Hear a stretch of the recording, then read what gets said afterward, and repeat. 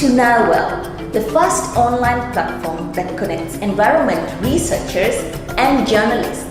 My name is Gerald Tenywa. I'm a senior multimedia journalist working with a New Vision newspaper, and I've been working there reporting on the environment for the past 20 years. My name is Mary Akburut. I have a doctorate in engineering science, focusing on water resources and climate change. My research interests are in water quality, climate change around Lake Victoria, and I'm currently working with the Uganda Electricity Generation Company as the manager dam safety and water resources. The scientists believe that their role is to work in the lab, do their research somewhere in the research office, and they have no business with the media. And yet, the media can add value to their work by reporting it and making sure that it reaches so many people. And this has been quite a challenge. The NILWell is bringing these two parties together to be able to interact, to be able to chase the mistrust that has been existing between the two parties. NILWell is a unique platform. It helps to interlink the journalists, the scientists, students and other researchers. It gives you a platform to also link to your own work, and also it gives you updates on the current and existing information that you have on the Nile Basin. You see, in many cases, the journalists, the first time, they may not get it right, but through continuous interaction with the scientists, they will be able to learn a lot more, and they'll be able to learn correctly. I'm a living example of that. The way I was reporting 20 years ago is not the way I was reporting 10 years ago, and it is different from the way I was reporting 5 years ago. It's important that we join this NILWell platform because it helps us to link between scientists and journalists and provides information to the public in a way that is really understood and information that is scientifically proven. So this is a good link that you need to join. So go NILWell. So what are you waiting for? Create an account today by logging on to www.nilwell.org.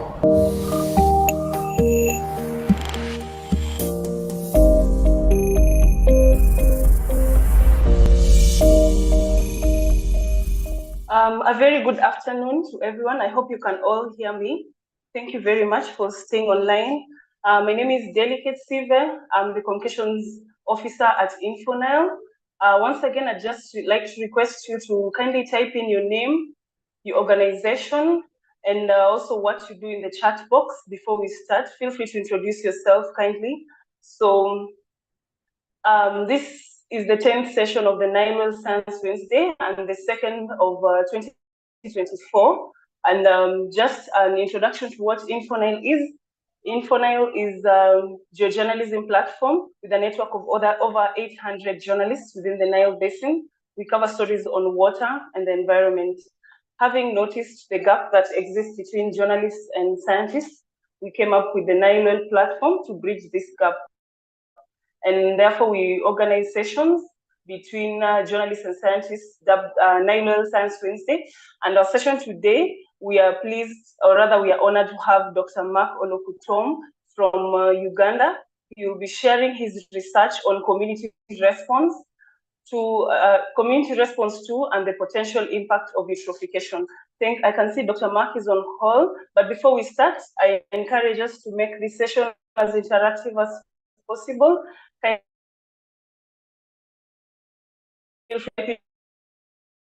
Box.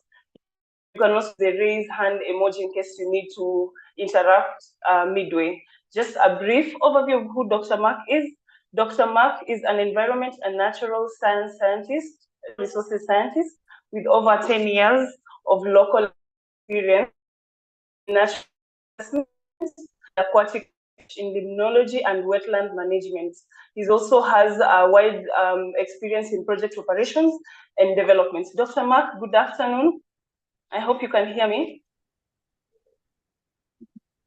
Yeah, I can hear you. Thank you. Okay. Okay. Nice and clear. We can also hear you well. Thank you very much for joining us. The floor is yours. Thank you. Thank you very much, Delegate Steve and the rest of the members. It's an honor to actually be here. It's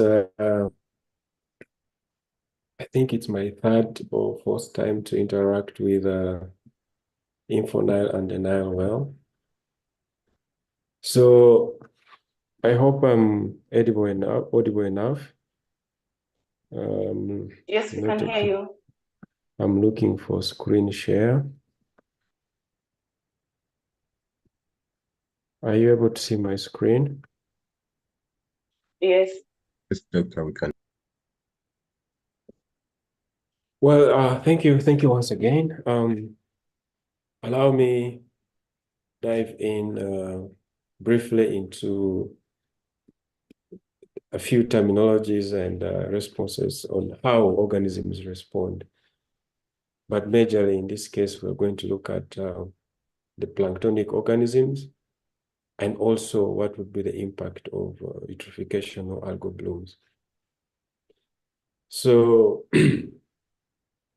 straight to the point, we know that, well, eutrophication is mainly associated with excessive nutrient loading. And this nutrient loading is coming from us, me and you, because the lake or lake systems actually have their own system or way of recycling nutrients within the system. But when we bring in excessive nutrients from the outside, it causes excessive growth of algal blooms. And then basically with its other impacts, for example, production of toxins and also disrupting the aquatic life. From the image from the left to the right, I hope my left is your right, we see our water bodies, and majorly this is a photo taken from Lake Victoria, and one of the islands is mainly green, and the green is cyanobacteria. Then there is a woman struggling to filter some water. You can clearly see there's some green, and there's a group of individuals who are actually enjoying themselves at the beach. So at least at one point or the other, there is exposure. So there is direct exposure when you do direct contact with the water, and also maybe when you take the water. But if you also eat the fish, there's a potential exposure, and also swimming, there's accidental exposure or during consumption. But that is not the point. We researchers, we do a lot of work and we keep it in our shelves. We do very little engagement with the media. And I want to appreciate Nile Well for doing this.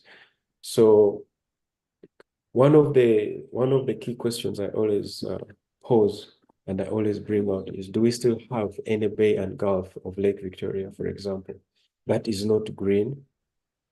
And there's already a story that was published in the New Vision as early of 2021, when one of the journalists, after an interaction, reached me out and we ran a story on the algal bloom crisis over Lake Victoria.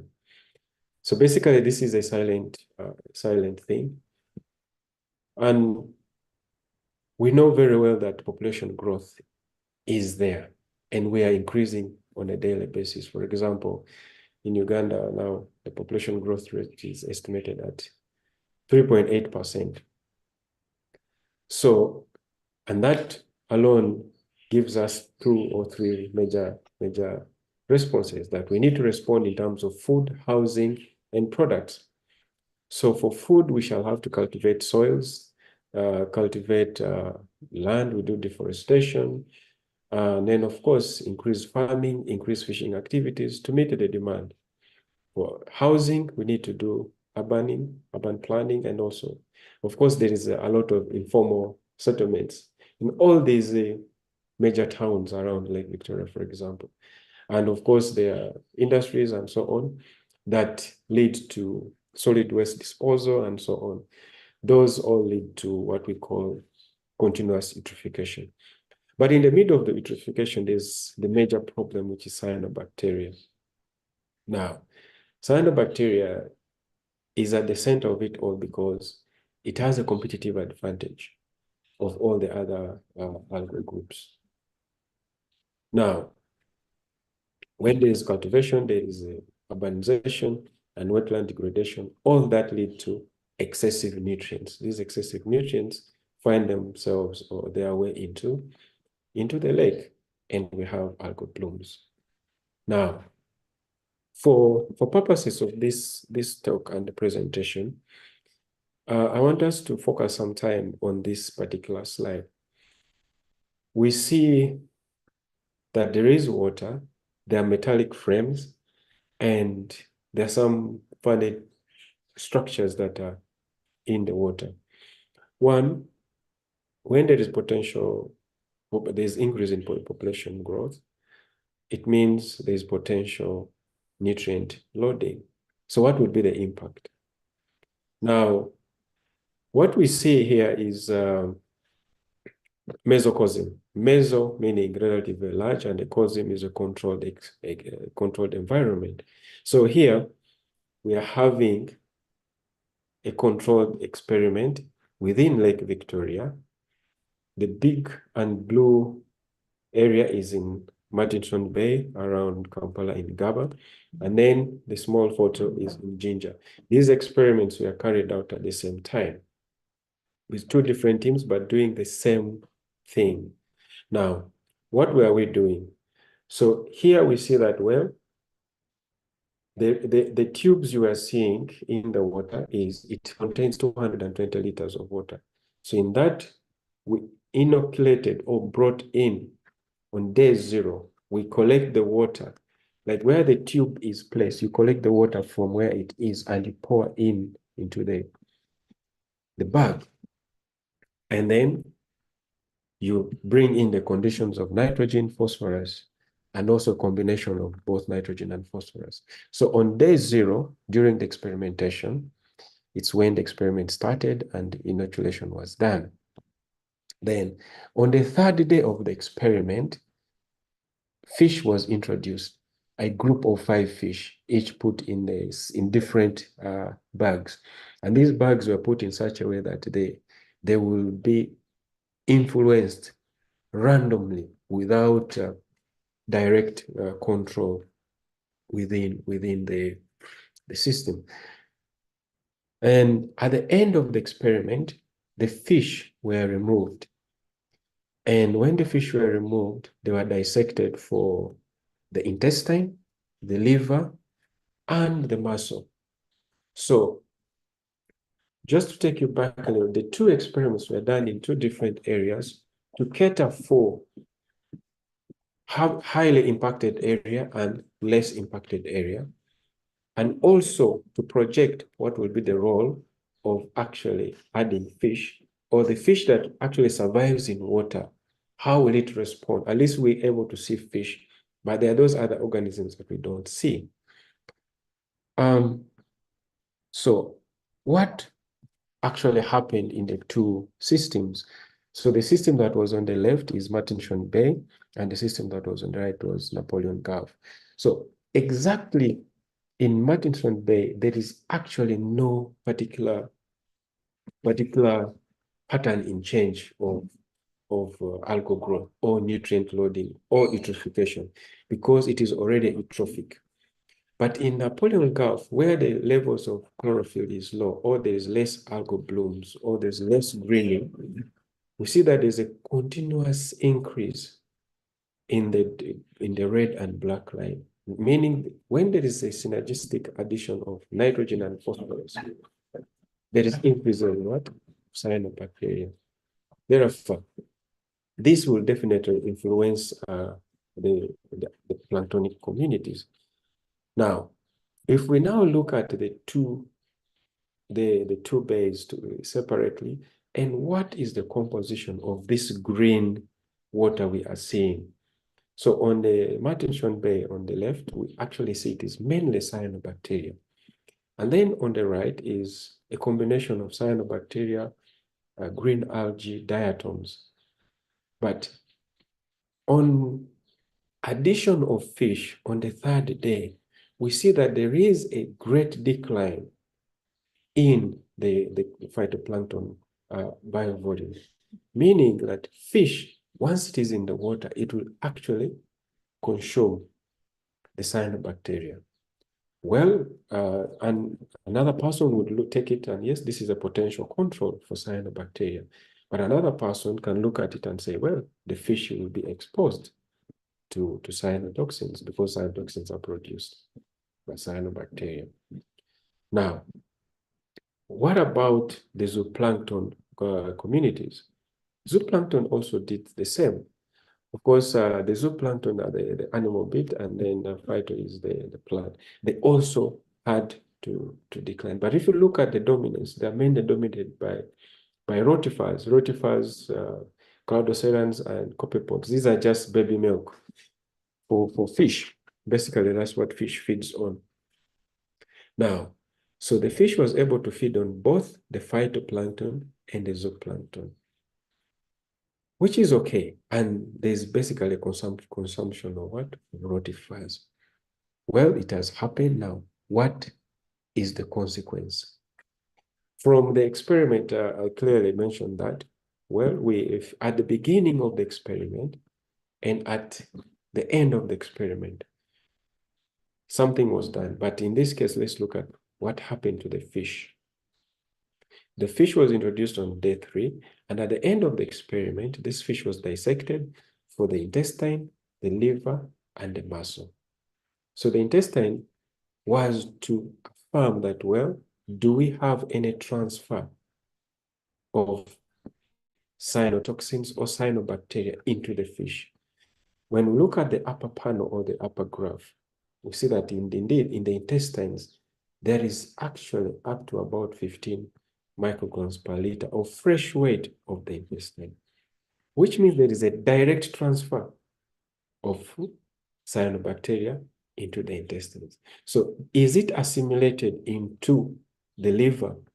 Well, there is some bit of assimilation in the liver, in Martinson Bay, in the highly disturbed area. But and then there is less in the muscle.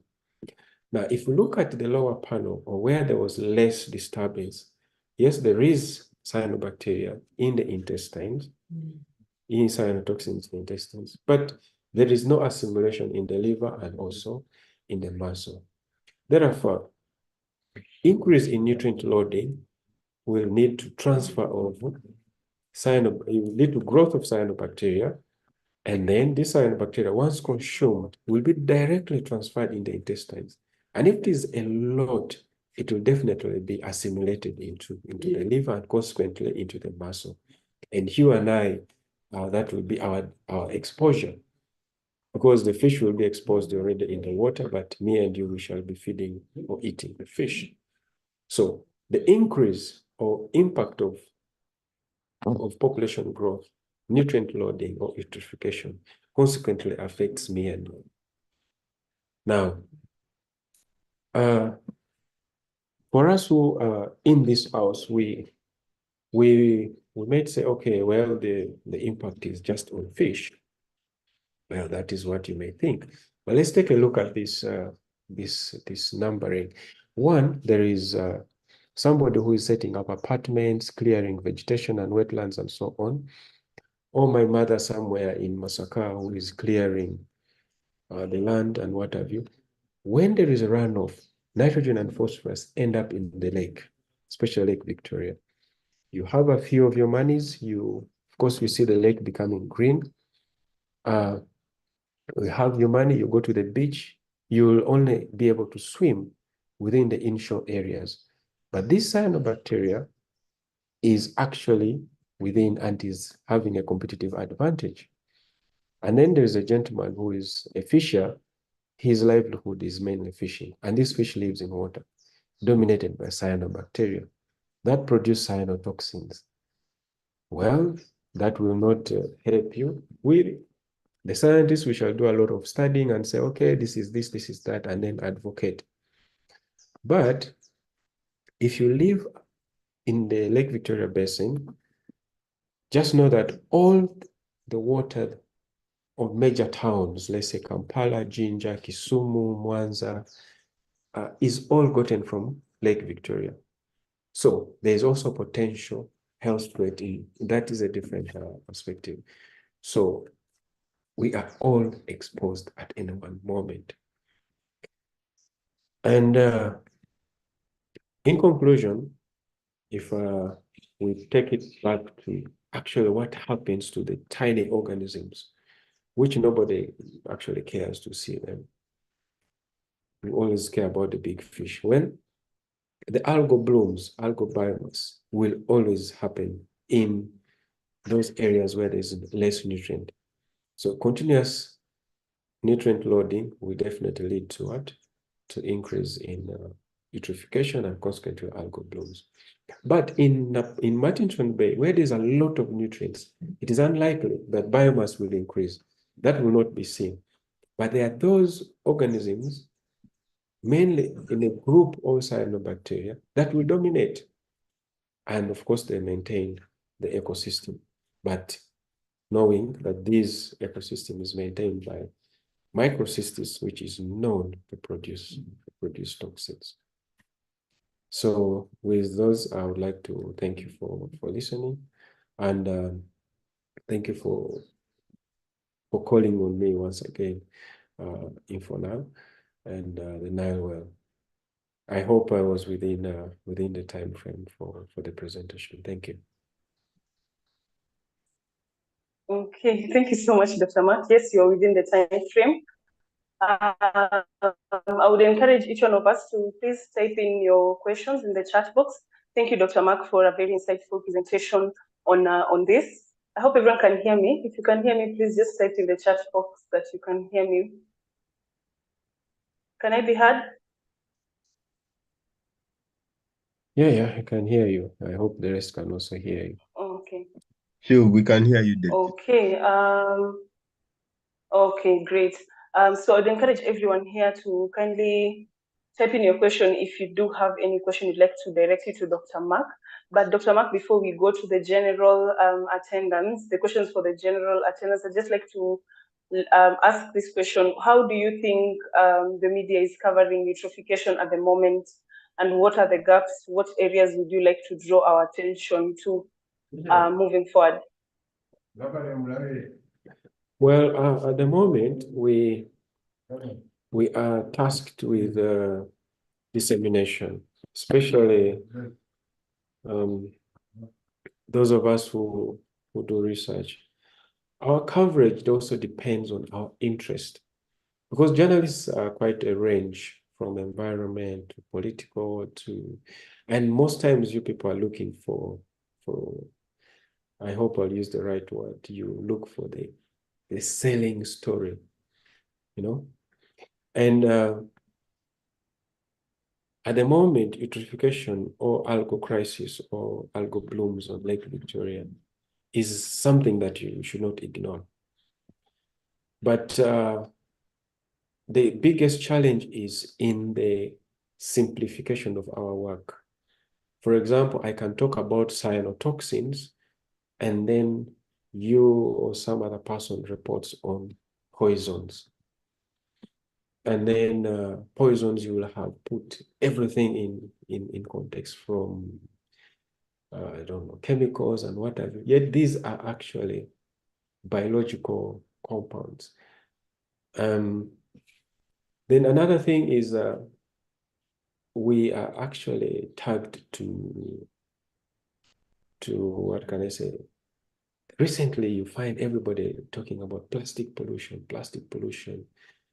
Yes, so you can actually clean a lake which has plastics or a river that has plastics, but it would be very difficult to clean a lake that is actually eutrophic. And a lake like Lake Victoria, you may not be able to clean it. So I think our coverage maybe should involve now digging deep into the processes that actually help us to have a clean and safe Lake Victoria, for example. Thank you. Okay. So there's a question from Espoir. He's asking, what are the consequences of applied? What are the consequences of applied to all water bodies, for example, rivers and mangroves? I think he means what are the consequences of eutrophication to all water bodies, example, rivers and mangroves. I think you tackled that in your presentation. Maybe you could just simplify it further.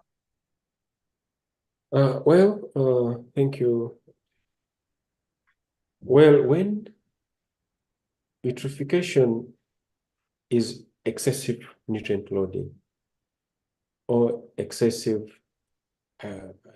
for lack of a better word, I can use wastewater, and somebody will maybe use sewage, because that has a lot of nutrients, that nitrogen and phosphorus. So once that end up into the water body, the intake or the uptake is so fast by the phytoplankton or algae. So when that happens, there is a bloom. And I remember the first photo was completely green. So that bloom has also consequences. For example, there will be very few organisms that will actually want to live under such condition. And then when they die, they decompose and cause hypoxia or less oxygen conditions, which can actually even lead to fish kills. In 1990, we had that happen in Nyanza Gulf, actually in Kenya, where there was fish kills due to hypoxia, and this was due to cyanobacteria or eutrophication. And then there are those impacts that end up into fish. Also some distribution and abundance. You'll find certain fish you do not like. For example, Nile perch is a deep water fish, an open water fish with a lot of oxygen. So the less oxygen, it wouldn't be readily available. It will not actually occupy that habitat. And then there are, of course, things that are not just aquatic. They're also terrestrial. I talked about the water, drinking water, for example, around Lake Victoria. You go to the beach to enjoy yourself. Then there's also the smell, odorous compounds. If you visit a national water, for example, there's that pungent smell, and it's due to eutrophication. So there are several challenges.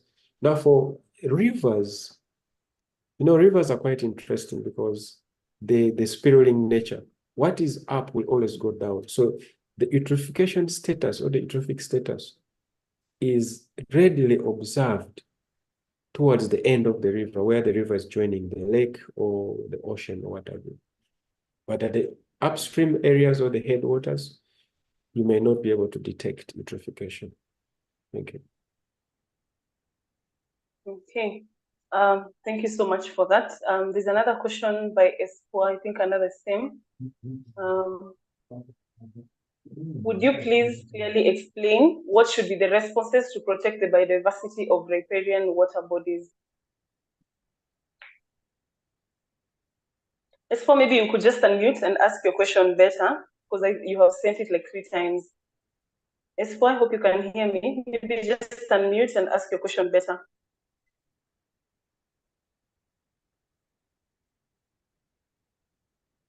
Can I stop screen share? Is that possible?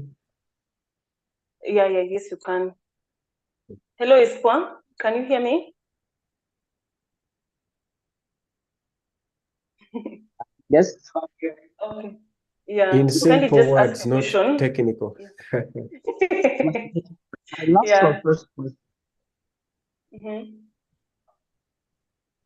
My last one first question.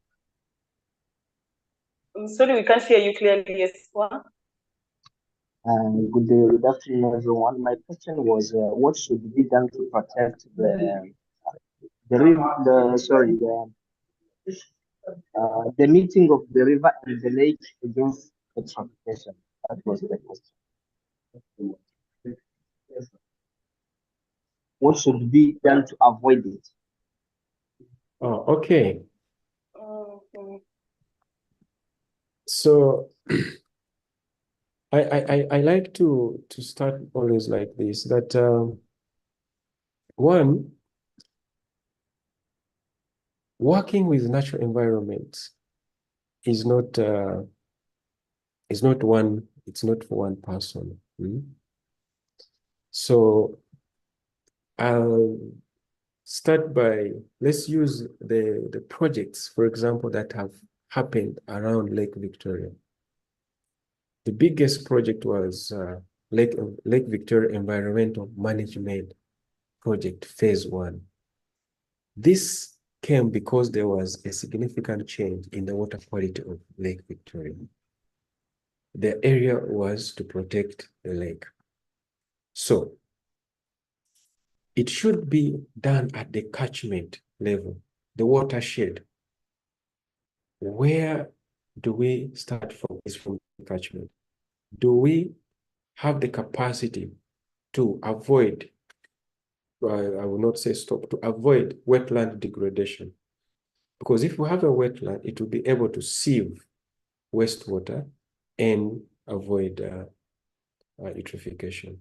Two, if we are doing the farming practices, are we able to use climate smart options so that the amount of atmospheric deposition of nutrients is reduced?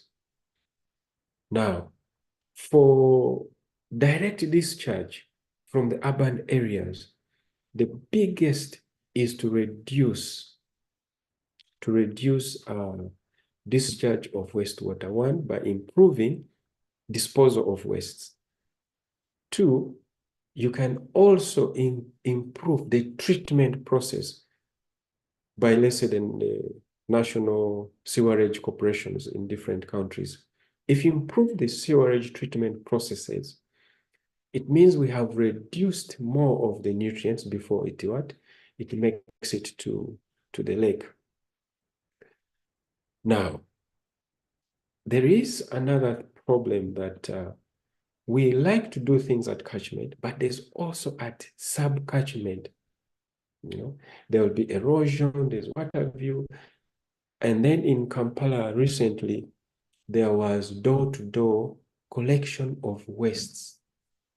We know that humans are quite complicated. When there is rain, they discharge the waste directly into the water system. But now, if the sewage or the waste is collected, you will not have where to discharge it directly, but then it goes through the normal treatment processes. So it means we have to put in a holistic approach, and it is a big problem for all African countries, actually. Uganda, Kenya, East Africa, even in West Africa, all our wastes, if they're not well treated, they're just directly discharged. Then those I talked of the climate smart agriculture practices. If it is done, afforestation, reforestation, restoration actually of wetlands. But the challenges also we have is people will argue and say, okay, we have replaced papyrus with cocoyams, they're all plants, but they don't do the same in terms of wastewater cleaning. I hope, is it S4? I hope I've given you some useful answer to your question. Thank you. Well answered.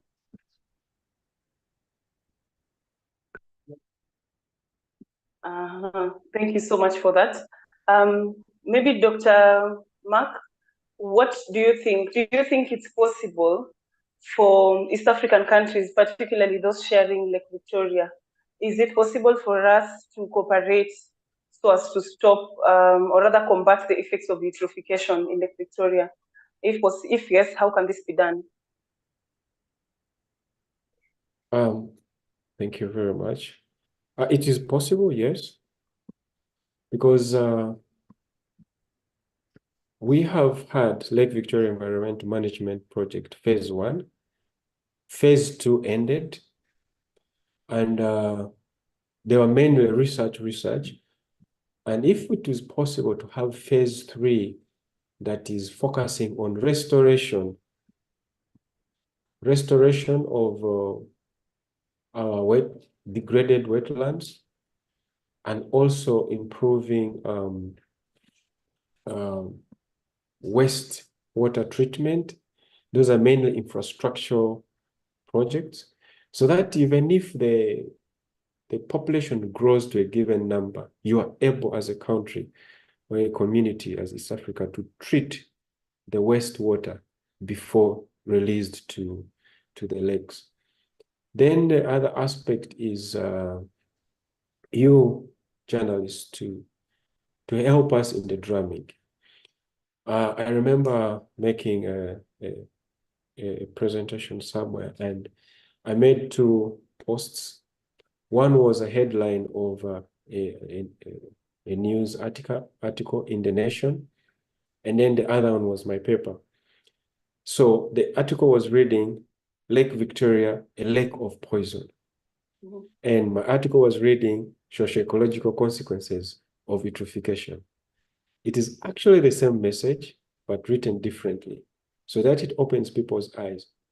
Now, people will not see the impact of eutrophication unless it is affecting them in the fish, for example, that they consume. In the export, if the EU, for example, puts an embargo on us and say, okay, there will be no more importation of fish from Uganda, Kenya, and Tanzania, because you have a given amount of, let's say, toxins or cadmium or something, then we have to come back and improve our system. So it is possible to cooperate at different approaches, and catchment-based and infrastructure, and also restoration approaches. Thank you.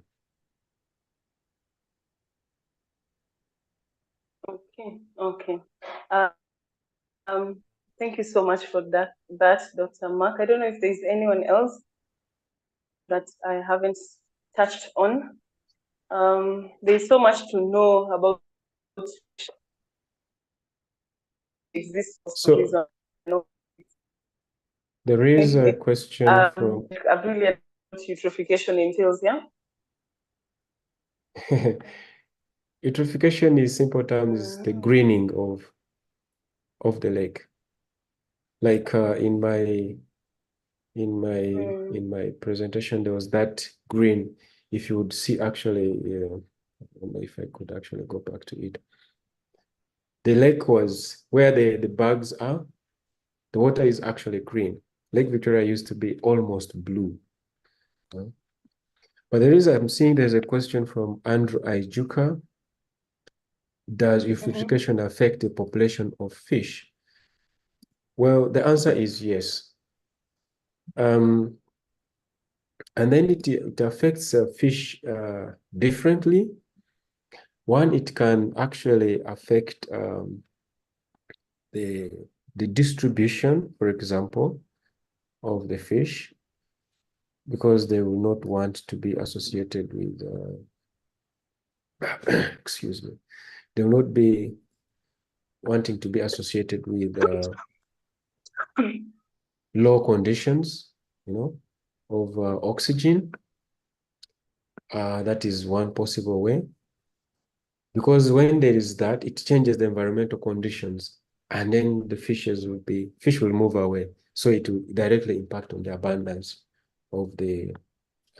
and diversity. How many fishes are within a given area? And then 2, we know when there is eutrophication, there is cyanobacteria, which produce cyanotoxins. And these cyanotoxins will definitely affect the physiology of the fish, and also, and also the toxins accumulate in the fish. So then that is also consequently affecting you and me who consume the fish.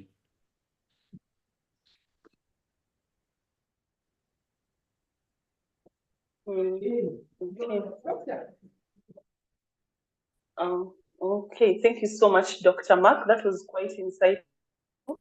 And for a reason. As long as there are no chemicals in the water, there are no it was quite insightful of our program. Dr. Mark, probably you could stay on to the end if at all you have time. We have like a session is Chris. Espoir has another question. Chris is good. He's Okay, before we asking, go to what does Sanitaxins do to fish? We have different categories of toxins. So the first one is the hepatotoxins, whose target organ is actually the liver. And that's why in that experiment, we had to extract the liver. And there are those that affect the nervous system or neurotoxins. So once the toxins accumulate or assimilated into the liver, they will actually affect the physiology, how the fish behaves. And actually what I did not mention is during the experiments, the fishes were observed and all the dead fish would be removed from during the experimentation. So, well, they can cause hypoxia, and then the fish will die naturally due to suffocation, or they accumulate within the liver. And once the fish fails to excrete the toxins, yeah, it will die. And of course, there are those levels at which the toxins will reach to kill the fish. At the moment, I don't have it offhand, sorry. Just like if you take too much beer, you'll vomit. And if you don't vomit, if you're unlucky, you take a lot of gin, yeah, you will make it to heaven. You know, that's the only way of going to heaven.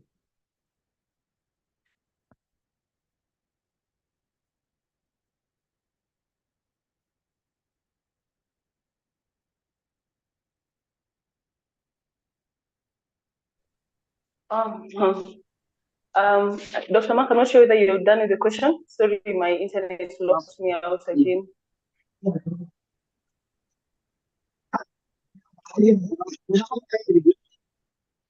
Yes, I think Dr. Mark has exhaustively answered the question. Okay, so can I come in or there's someone talking? I think you can come in. It's okay. Oh, okay. Okay, so Dr. Mark, we have one question among this section that we'd like you to help us select the correct answer. Chris, please come in. We have like 5 minutes left for us to close.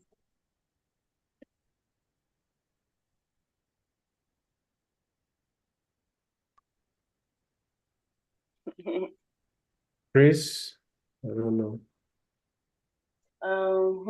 Okay, maybe I'll Yes, Dr. just Maka. start. I'll take that up now. Yes, Dr. Mark. Okay, Hello. okay. Yeah, Yes, we can hear you, Chris. I can hear you. Thank you for the presentation, Doctor. Yes, you'll guide us a little during this small trivia question Wednesday, where you guide us and say, okay, this answer is close to what you shared in terms of it being correct. So we are going to ask our listeners a few questions from your presentation, and whoever has the most correct answers will be rewarded points, and eventually will be given a gift according to the number of correct answers.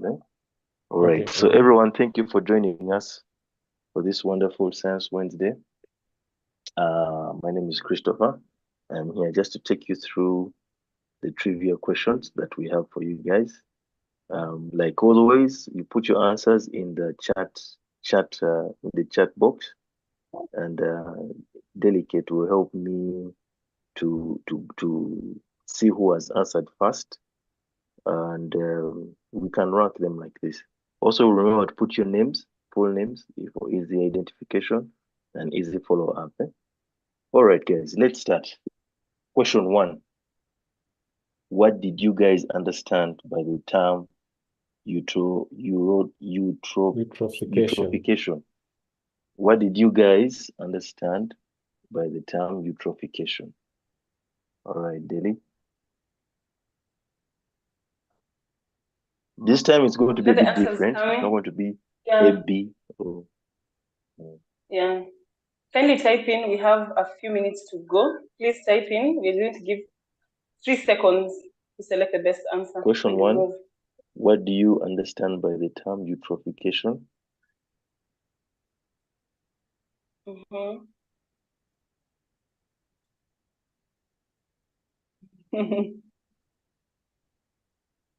Okay, we don't have an answer for that. The rest, any upcoming answers will now be Google answers. That will be a Google answer.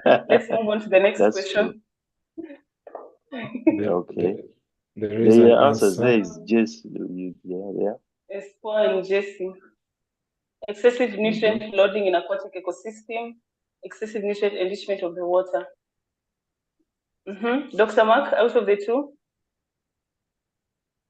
Is there another answer or you've already closed the... No, we have closed. I think we go with the first person and second to see who.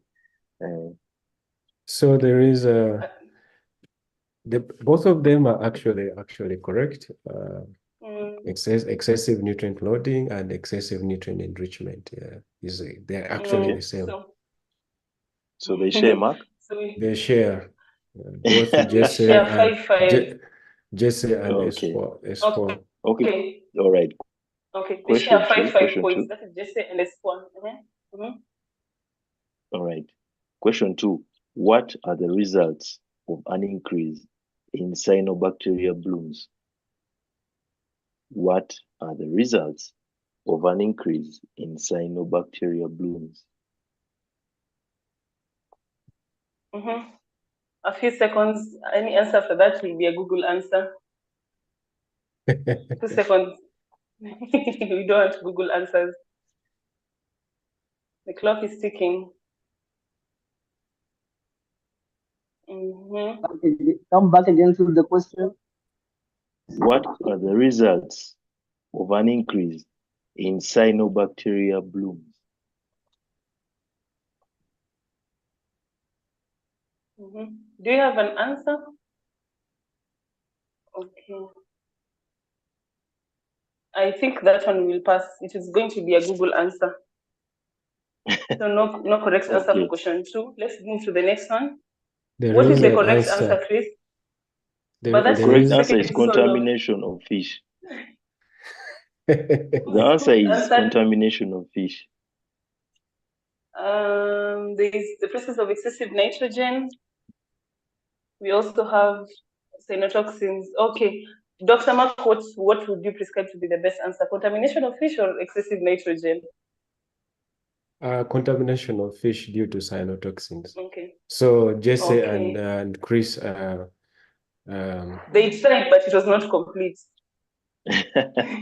Okay, so you decide. Yeah, so that would be, so next. All right. What are the land uses? What are the land use changes associated with nutrient loading, thus eutrophication? Let me repeat it. What are the land use changes associated with nutrient loading, thus eutrophication? What are the land use changes associated with nutrient loading in eutrophication? How many seconds do you give them? 2 seconds. Yeah, lenient. At times you can even go to 3, 3.5, 4.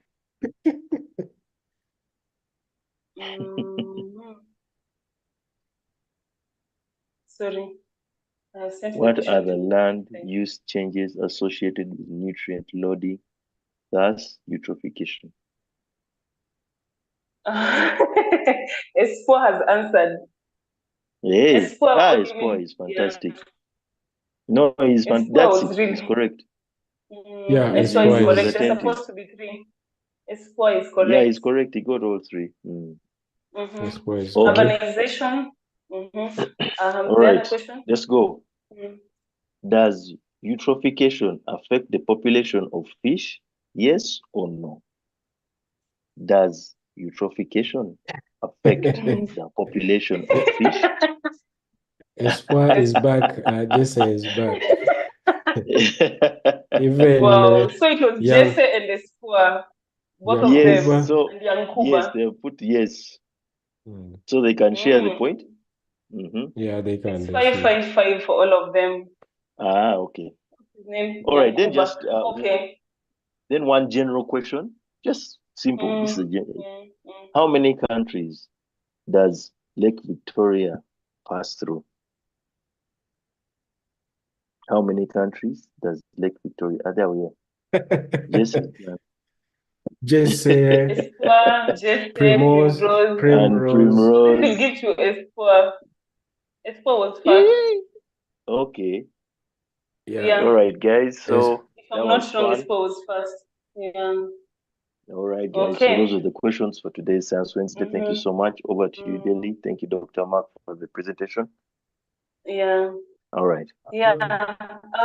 Thank you so much, Chris. That was quite interesting. Thank you so much to everyone else who participated. I can see there was Jesse, there was Nitanga, Primrose, S4. Thank you very much for your active participation, and everyone else who still join us on the call. Dr. Mark, I don't know how much S4 you is can already thank you. You've asking that for for a very his long time. prize. Oh, where's your prize? Oh, sorry, I think this is the end of this. Okay, so what happens is we are doing cumulatively for the first 6 sessions. We are already awarded. So this is the 3rd since we started the 2nd cycle of awarding the prizes. So the winner so far for this session is Poa leads with 20. Jesse leads with 10. Jesse comes second with 10, and then Yankuba with 5. So what we do is that we're going to look at the cumulative points after the 6th session, and then we shall award the top 3 out of the 6. So far, this is session number 3. So keep coming S4 to retain your title, otherwise you lose your prize. Yeah. Thank you so much, Dr. Mark, for joining us. Thank you, everyone else who has joined us for this session. I believe the journalists in the house can be able to develop story ideas out of this. We are still looking for the 2 Science Wednesday winners for sessions last year. That is kicking off from South Sudan and Razalia Katelin Mwawanga from Tanzania. We have your prizes in the office. We would like to kindly get your details so we could be able to send them to you. Other than that, I invite you to our next Science Wednesday this is February, in April. And also, if you know of any scientists, either a friend, a colleague, any scientist you've worked with before that you know would be helpful or rather resourceful in our Science Wednesday presentation, kindly recommend them to us by sending their name or rather one of their researches to info@infonile.org. So just to let you know that this session was being live recorded on YouTube. I'm going to share with you the link, and it is also available on Nile. I will share the presentation and the link as well to your email. Thank you once again for joining. Have a good afternoon, good evening. Bye. Thank you. Bye, everyone. Delhi, thank you for the work. Thank you so much. All of you all for attending. See you. Thank you. Bye.